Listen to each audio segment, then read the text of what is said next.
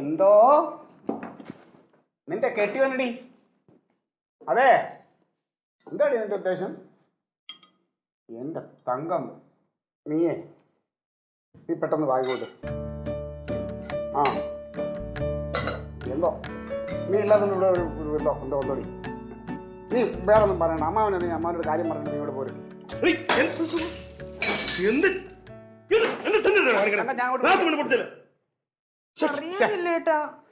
എത്ര രൂപ സാധനം ഇത്?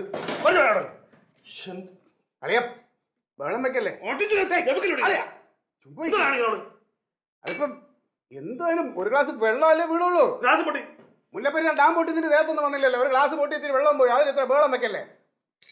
അതൊക്കെ എടുത്ത് തുടച്ചു കളഞ്ഞാൽ മാറുമല്ലോ. അതെ, ഈ സ്ത്രീകളെ നേരെ കൈ ഉയർത്തുന്ന അത്ര ആണത്തോന്നുള്ള കാര്യമല്ല. പെണ്ണുങ്ങൾക്ക് കൈ വാങ്ങണത് അത്ര നല്ല കാര്യമല്ല എന്ന് പറഞ്ഞതാ. ആരോട്? എങ്ങനെ?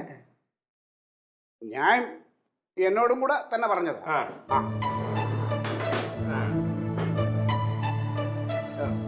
ജമന്തി, വിഷമിക്കല്ലേ? നീ പോയി ഒരു തുണി എടുത്തോണ്ട് വാ.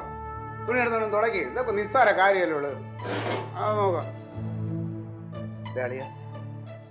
ഈ പെണ്ണുങ്ങളുടെ അടുത്ത് ഇത്ര അങ്ങോട്ട് ദേഷ്യപ്പെടുകയും കുതിര കയറുകയൊന്നും ചെയ്യരുത്. ആളുമാർ ഇവിടുന്ന് ഇട്ടിറങ്ങിയിട്ട് എങ്ങോട്ടെങ്കിലും ഇറങ്ങി പോകുമ്പോഴേ അതിൻ്റെ വിഷമം മനസ്സിലാവുള്ളൂ.